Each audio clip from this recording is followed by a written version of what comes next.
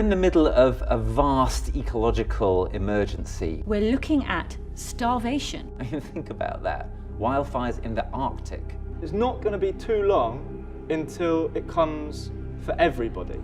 You can't sort this one out by being the world's best recycler or taking shorter showers. I'm afraid the sort of traditional methods of campaigning that we've been using haven't kind of delivered that sense of urgency yet. So what Extinction Rebellion is doing is creating disruption in society so that people start attending to the issue. It is a peaceful, non-violent movement for civil disobedience. The best thing I could do was to be out there demanding radical change. Extinction Rebellion's entire focus is about reweaving the 100%, the whole human family. This is not even about future generations anymore. This is about us and whether we get to have a future. We need everyone's hands on deck and bodies on the line in order to stop these catastrophic possibilities from coming to fruition. Climate change is happening faster than even scientists had thought possible. Scorching heat waves, ferocious storms, torrential downpours. This is the issue of our time. There will be climate refugees, even here in Britain. Nothing like this has ever happened before. We're evidently chapter 1. Today, Mr. Speaker, this House must declare an environment and climate emergency. We have no time to waste. We are living in a climate crisis that will spiral dangerously out of control unless we take rapid and dramatic action now. This is no longer about a distant future. We're talking about nothing less than the irreversible destruction of the environment within our lifetimes of members of this House. Young people know this. They have the most to lose. I was, like many members of this House on all sides, deeply moved a few weeks ago to see the streets outside this Parliament filled with colour and noise by children chanting, "Our planet, our future." For someone of my generation, it was inspiring, but also humbling that children felt they had to leave school to teach us, adults, a lesson. The truth is, they are ahead of the politicians on this, the most important issue of our time. We are witnessing an unprecedented upsurge of climate activism, with groups like Extinction Rebellion forcing the politicians in this building to listen.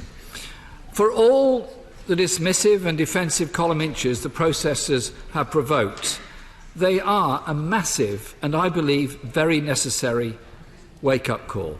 Today, we have the opportunity to say, we hear you.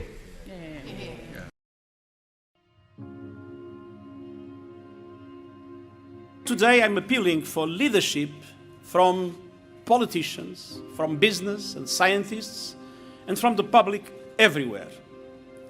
We have the tools to make our actions effective. What we still lack, even after the Paris Agreement, is the leadership and the ambition to do what is needed. And what makes all of this even more disturbing is that we were warned. Scientists have been telling us for decades, over and over again. And far too many leaders have refused to listen. And far too few have acted with the vision the science demands. And we see the results. In some situations, they are approaching scientists' worst-case scenarios. The world's richest nations are the most responsible for the climate crisis, yet the effects are being felt first and worst by the poorest nations and the most vulnerable peoples and communities. Well, we start with the heat wave that continues to batter India. Extreme temperatures across the north and the east of the country have caused hundreds of deaths. In the south, the searing hot spell has led to severe water shortages. The situation has reached a crisis point in Chennai. This is India's sixth biggest city. There was a freak hailstorm in Mexico. It dropped about 5 feet of ice pellets yesterday north of Mexico City. Look at these images. This. 5 feet. 5 feet. Cars were absolutely buried. Nearly 200 homes and businesses reported damage from the hail. There were no casualties. That's amazing. And the whole thing is amazing. It really is. 42 million Americans are in the path of severe storms tonight. And this evening, the National Weather Service says this one in Indiana was a tornado with wind speeds of up to 125 miles an hour, an EF2. You can see that this building's roof completely ripped off. The Growing Kids Learning Center in South Bend took a big hit. Fortunately, no children were inside. Right now, though, we want to go from earthquakes to extreme heat as temperatures are expected to climb into the 80s in Alaska today. That's actually a slight dip from the record-breaking 90 degrees that made lakes and ponds a go-to destination and broke records in Anchorage and 2 other cities on the 4th of July. Millions of people here in Europe have been sweltering in this summer's second extreme heat wave, and across the continent, records are being broken. A wall of hot Saharan air trapped over northwestern Europe is the cause of these record highs. Let's take a closer look now. Germany is at 42.6 degrees Celsius. The temperature's continuing to rise. The Netherlands, 40.4. Belgium, 40.6. And if you look at France, they're at 42.6 degrees. Now that represents a shattering of the old record by more than 2 degrees. In a moment, we'll be talking to a climate scientist who says this could be the new normal. Tonight in the Bahamas, a life-threatening storm surge sweeping across the island nation. This is very deep water. The storm came ashore on the Abaco Islands on Sunday. With Category 5 hurricane force winds gusting above 225 miles per hour, cars and entire homes submerged.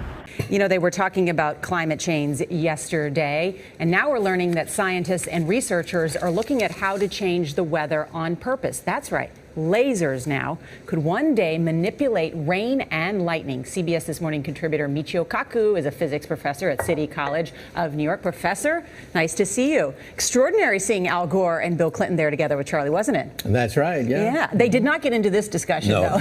But it is fascinating. I mean, lasers, really, to change the weather? That's right. Well, as Mark Twain once famously said, everyone complains about the weather, but no one ever does anything about it.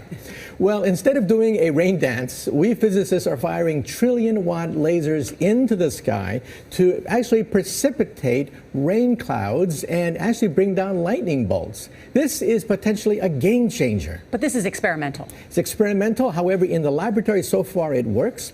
When you have water vapor and you have dust particles or ice crystals, you can precipitate rain. It condenses around the seeds. These seeds can also be created by laser beams. By firing trillion-watt lasers, you rip apart the electrons, creating what are called ions, and these ions act like seeds, like dust particles, bringing down rain and even lightning. Go ahead.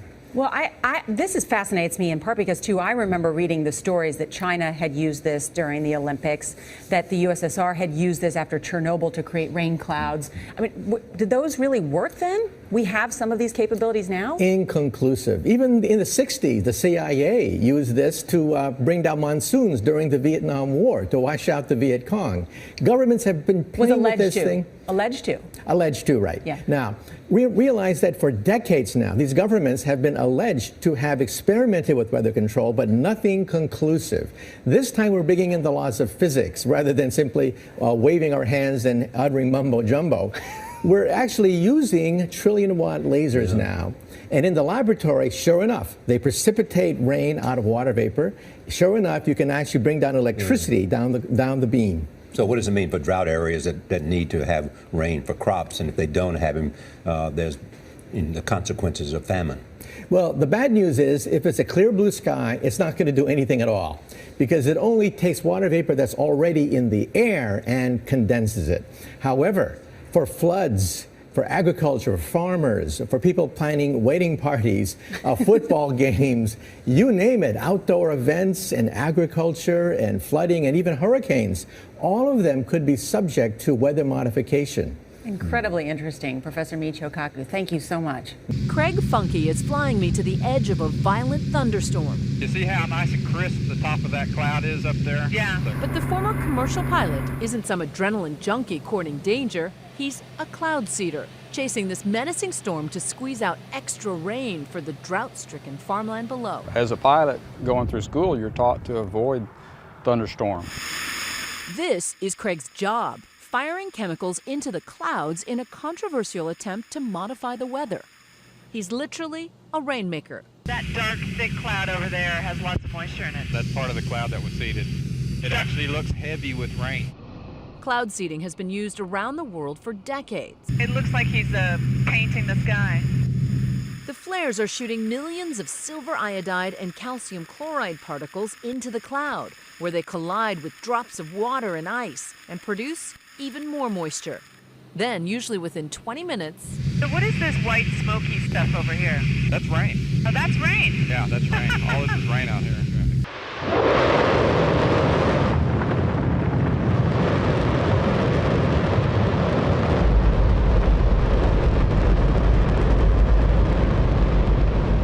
Don't worry if you can't hear what I'm saying. I couldn't even hear myself. This is the loudest sound you could possibly conceive. And, as it turns out, the cleanest.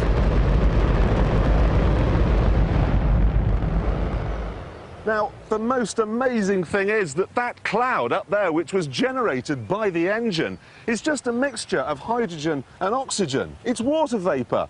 And in about an hour's time, someone in Mississippi is going to get wet washing. It will actually rain.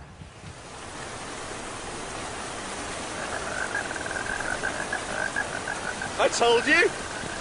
It's raining! That's unbelievable! Oh. NASA's playing God. It's making its own weather.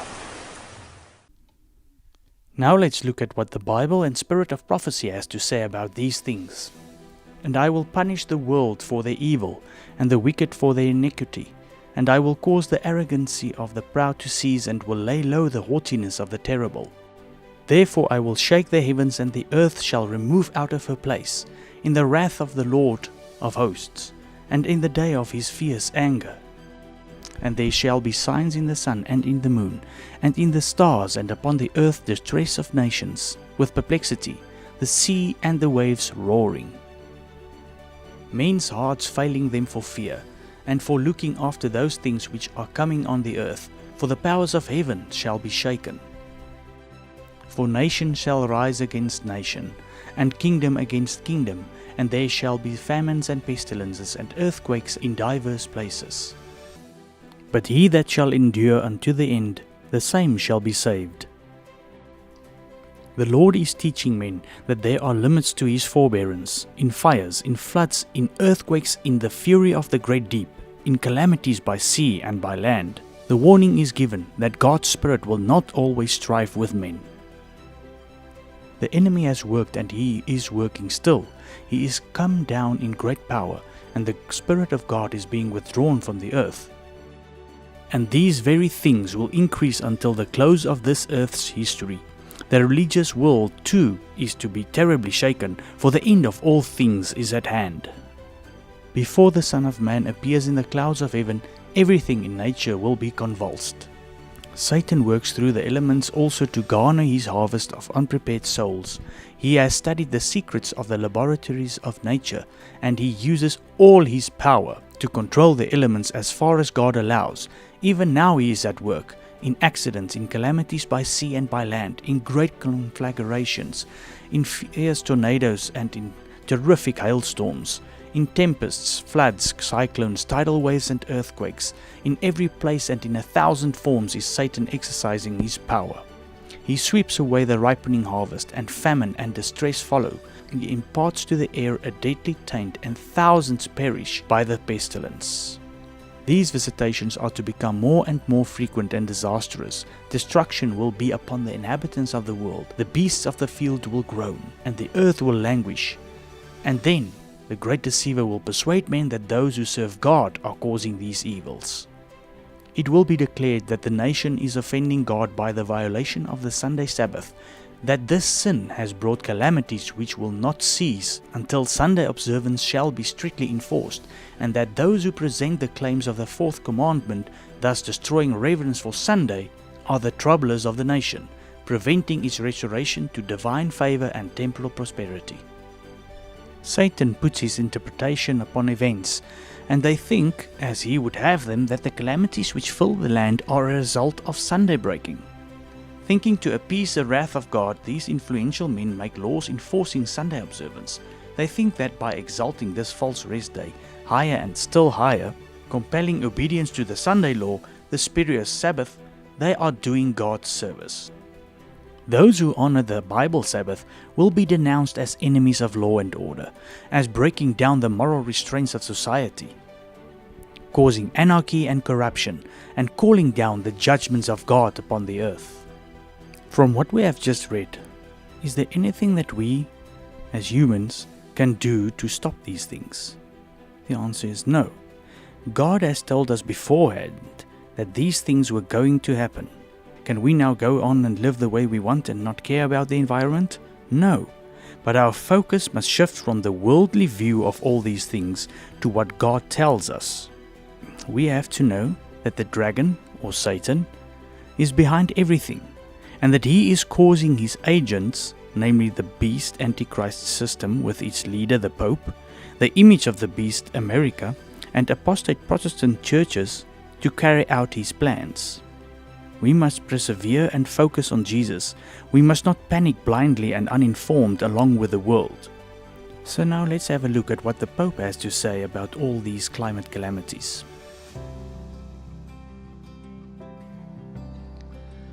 Do un cordiale benvenuto alla delegazione del Movimento Cattolico Mondiale per il Clima.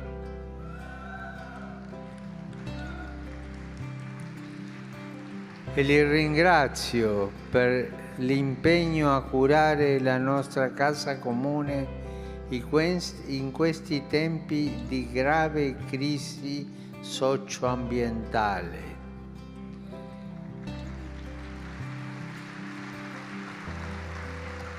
Incoraggio a continuare a tessere le reti affinché le chiese locali rispondano con determinazione al grido della terra e al grido dei poveri.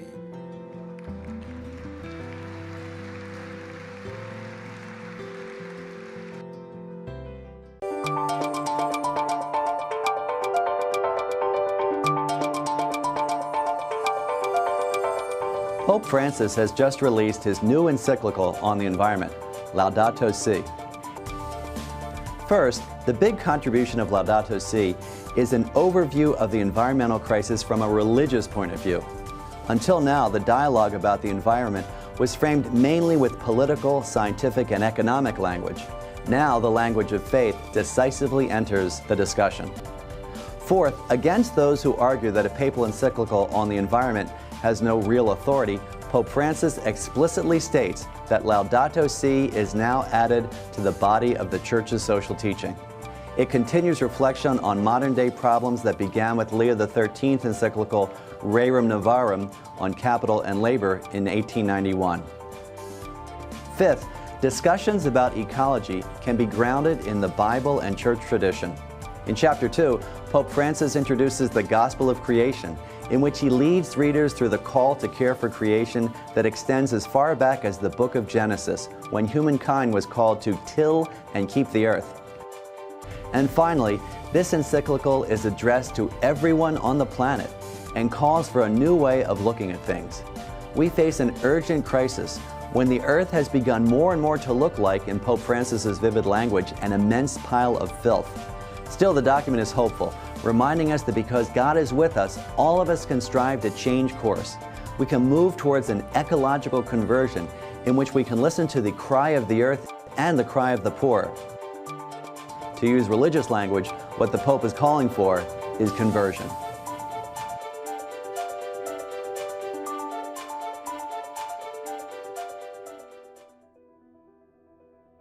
This responsibility for God's earth means that human beings endowed with intelligence must respect the laws of nature. Along these same lines, rest on the seventh day is meant not only for human beings but also so that your ox and your donkey may have rest. All it takes is one good person to restore hope. The biblical tradition clearly shows that this renewal entails recovering and respecting the rhythms inscribed in nature by the hand of the Creator. We see this, for example, in the law of the Sabbath. On the seventh day, God rested from his work. He commanded Israel to set aside each seventh day as a day of rest, a Sabbath.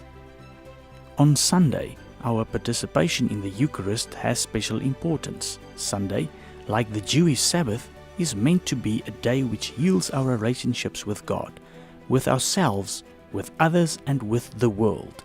The law of the weekly rest forbade work on the seventh day, so that your ox and your donkey may have rest. And so the day of rest, centered on the Eucharist, sheds its light on the whole week and motivates us to greater concern for nature and the poor. Clearly in this encyclical, the Pope refers to the Sunday as the day of rest, and that we have to keep Sunday to fight climate change. The dignitaries of church and state will unite to bribe, persuade and compel all classes to honor the Sunday. Political corruption is destroying love of and regard for truth, and in order to secure public favor, legislators will yield to the popular demand for a law enforcing Sunday observance. In the soon coming conflict, we shall see exemplified the prophet's words, and the dragon was wroth with the woman, and went to make war with the remnant of his seed, which keep the commandments of God and have the testimony of Jesus Christ. Revelation 12:17. Satan puts his interpretation upon events, and they think, as he would have them, that the calamities which fill the land are a result of Sunday breaking. Thinking to appease the wrath of God, these influential men make laws enforcing Sunday observance. They think that by exalting the false rest day higher and still higher, compelling obedience to the Sunday law, the spurious Sabbath, they are doing God's service. Those who honor the Bible Sabbath will be denounced as enemies of law and order, as breaking down the moral restraints of society, causing anarchy and corruption, and calling down the judgments of God upon the earth. Let us quickly sum up. According to the world, all the calamities that's hitting the earth, earthquakes, hurricanes, tornadoes, everything is being caused by climate change. The Pope, in his encyclical Laudato Si', urges the world to keep Sunday as a day of rest to combat these climate change calamities. According to the Bible and spirit of prophecy, God has told us that these things are going to happen. And as we have read, God has told us that the people keeping the true Sabbath and the commandments of God will be accused that these calamities are as a result of them breaking the false Sunday Sabbath. Now let's take a look at what's happening around the world with this climate saga.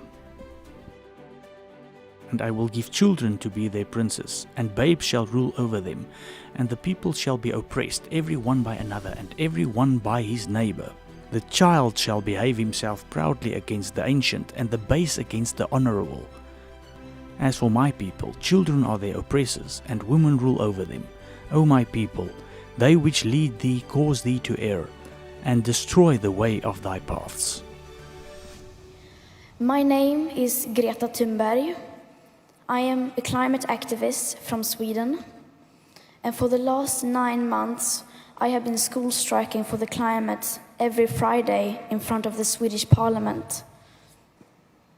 We need to change the way we speak about the climate crisis, and we need to call it what it is, an emergency. We are Homo sapiens, of the family Hominidae, of the order Primates, of the class Mammalia, of the kingdom Animalia. We are a part of nature. We are social animals. We are naturally drawn to our leaders. During the last months, millions of children have been school striking for the climate, gaining lots of attention for the climate crisis. But we children are not leaders, nor are the scientists, unfortunately. This is above all an emergency, and not just any emergency.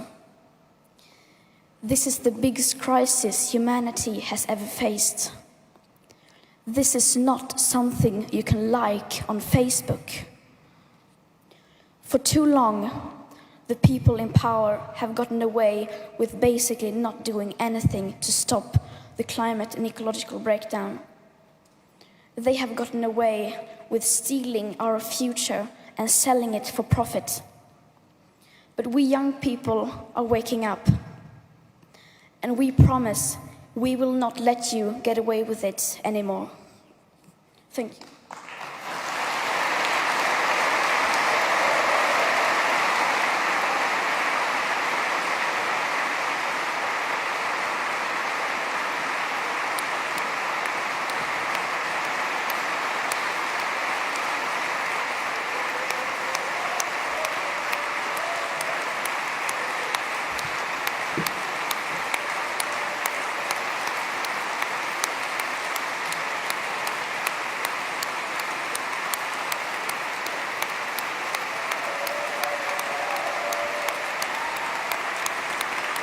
We are the younger generation. We are the ones who are going to be affected, and therefore we demand justice. What do we want? Climate justice! When do we want it? Now! Everyone should mobilize for the 20th and the 20th of September because this is a global issue which actually affects everyone.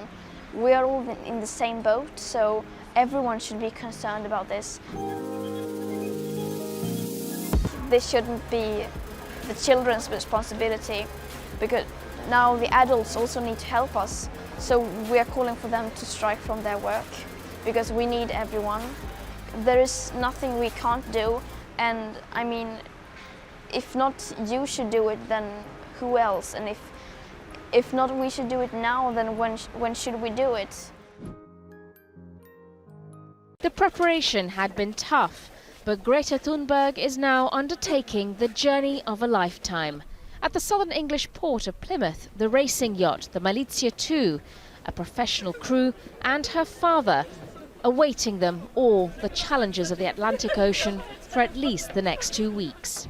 Despite all the technology designed to make this a carbon-neutral journey, there is little luxury and even less privacy. This teenager, who has become a beacon for so many young climate crisis activists, now prepared to brave the challenges of the open ocean in the hope that her message will be heard and understood. Greta Thunberg's trip across the Atlantic is expected to take 2 weeks. She aims to be in New York for the next month's UN Climate Action Summit. But the crossing won't be easy. August is peak hurricane season.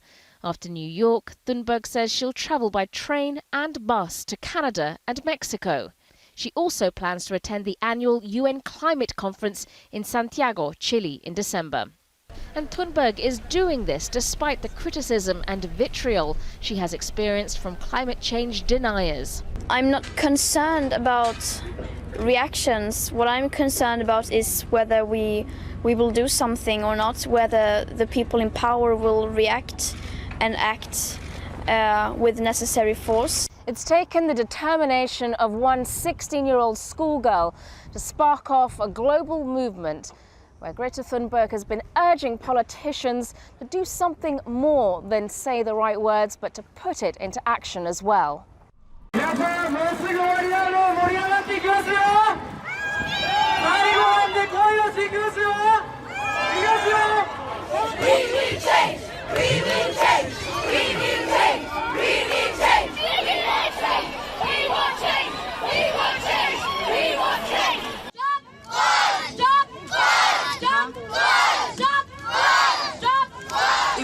At this point, you've got no idea why we're striking. Then, like, what on earth? You must be utter idiots. If you're wondering why we're striking, like, look around you. Like, look at the climate charge. Look at the amount of CO2 in our atmosphere.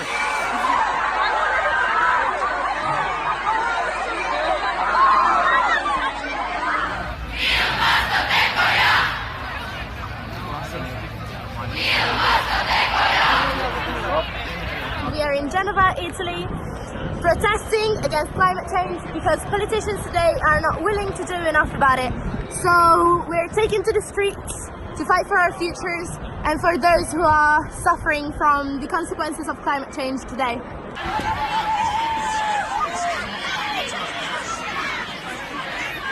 Wir haben die Kohle satt, unsere Zukunft, unsere Stadt.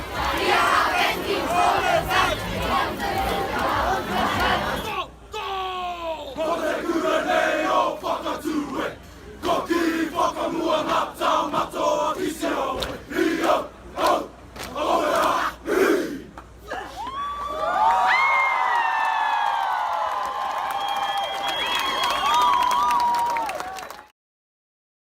Today, we spend the hour with Greta Thunberg, the 16-year-old Swedish climate activist who's inspired millions across the globe. Last year, as a 15-year-old, she launched a school strike for the climate, started by going in front of the Swedish parliament every day for 3 weeks, then skipped school every Friday to stand in front of the parliament demanding action to prevent catastrophic climate change. Her protest spread, quickly going global. Hundreds of thousands of school kids around the globe have participated in their own local school strikes for the climate. Since her strike began in 2018, Greta has become a leading figure in the climate justice movement. She's joined protests across Europe. She's addressed world leaders at the UN climate talks in Poland and the European Union Parliament. She has even met the Pope. And now she's in New York to join a global climate strike on September 20th and address the UN Climate Action Summit at the UN on September 23rd. Greta has refused to fly for years because of emissions, so she arrived here after a 2-week transatlantic voyage aboard a zero-emissions racing yacht. She's also planning to attend the UN Climate Summit in Santiago, Chile in December. So I want to go to the speech you gave when we saw you in Poland, in Katowice, at the UN Climate Summit. This is a clip of what you had to say to the UN Secretary General and all those who were gathered for the UN Climate Summit, for the COP. Today we use 100 million barrels of oil every single day. There are no politics to change that. There are no rules to keep that oil in the ground. So we can no longer save the world by playing by the rules, because the rules have to be changed. So we have not come here to beg the world leaders to care for our future. They have ignored us in the past and they will ignore us again. We have come here to let them know that change is coming, whether they like it or not. The people will rise to the challenge. And since our leaders are behaving like children, we will have to take the responsibility they should have taken long ago. Thank you. Let's talk about visiting the Pope, what that meant to you and what the Pope has said about the climate crisis and what you said to him. Yes, I mean, he has been pretty outspoken about this. So I think that is good that he's talking about this, and he was very supportive, and he said that I should continue doing this, and so yeah, it was incredible to meet him, of course, and I was very honored to have the chance to do that and to speak to him. So Greta Thunberg, I want to talk about the movements all over the world that you are very much a part of and are inspiring. When you went to Britain, you spoke in the British Parliament, but you also spoke at an Extinction Rebellion protest, and we want to play a clip. We are now facing an existential crisis, the climate crisis and ecological crisis. which have never been treated as crisis before. They have been ignored for decades. And for way too long, the politicians and the people in power have gotten away with not doing anything at all to fight the climate crisis and the ecological crisis. But we will make sure that they will not get away with it any longer. Greta, there you are addressing a group at the Extinction Rebellion. That group was just really formulating when we were in Poland. They were there in Britain starting to superglue themselves to places like ExxonMobil headquarters and other places. Can you talk about the significance of this movement? Yes, I mean, the Extinction Rebellion had really had a massive impact, I think, on our debate, especially in Europe, maybe not as much here, but that they are using civil disobedience because they are saying, like, we won't get your attention otherwise.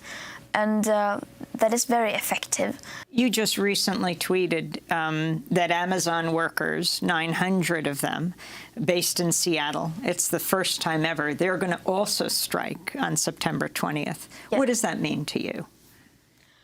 To me and to the movement, it means incredibly much because we have lots of unions who are planning to strike.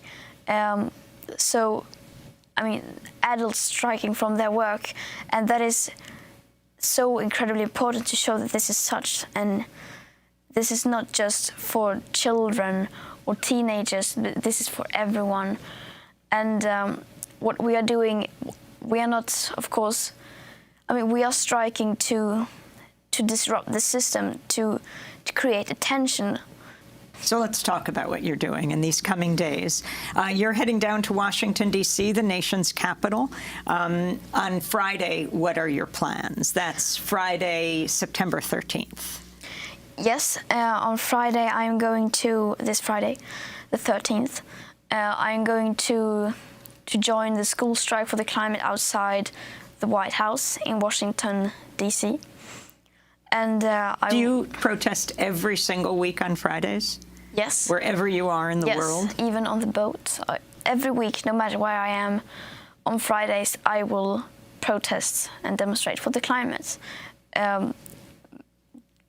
Outside the parliament or local government building or town hall or anything. So on the 13th, you're doing it in front of the White House. Yes. When you landed last week, you landed on Wednesday evening. Friday, you were in front of the United Nations. Yeah. With those who you inspired who had been protesting in front of the United Nations for many weeks, almost a year. So then talk about the following week, September 20th, what your plans are and what people's plans are around the globe. Yes, on the 20th, we are planning a new global strike, and we call for people of all ages to join us, not just children. Adults are, of course, welcome as well to strike from their work. And so I will be in New York the 20th of September to join the strike here, and then on the 27th there is also a global strike.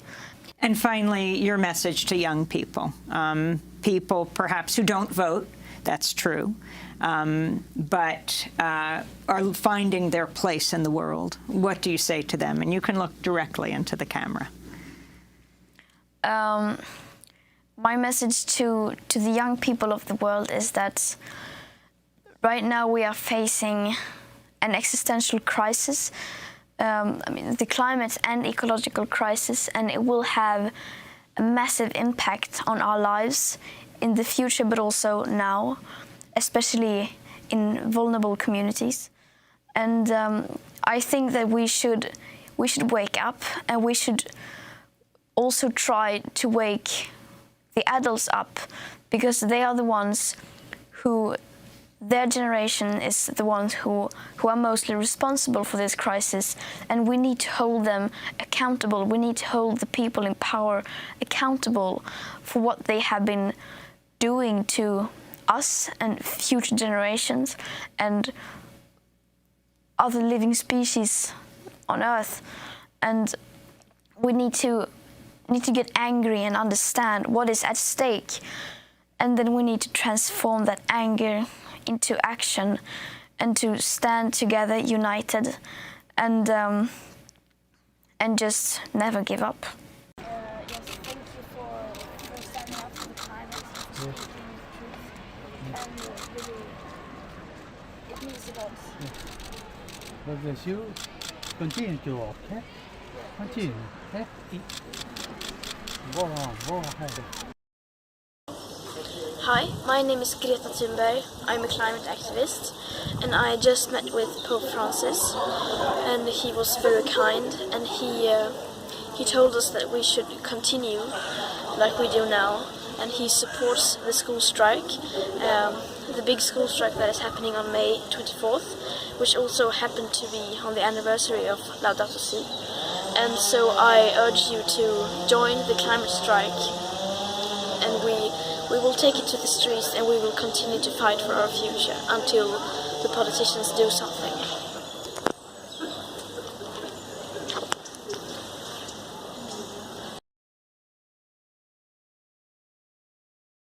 The green dots on this map shows all the registered strikes that will take place on 20 September 2019 across the world. South Africa has 34 registered strikes across the country. The climate emergency, disruption and rebellion are now a matter of life and death. South Africa is becoming a frontline for the climate crisis. On the 20th of September, the world will be striking in an attempt to force leaders to take more drastic steps in fighting climate change.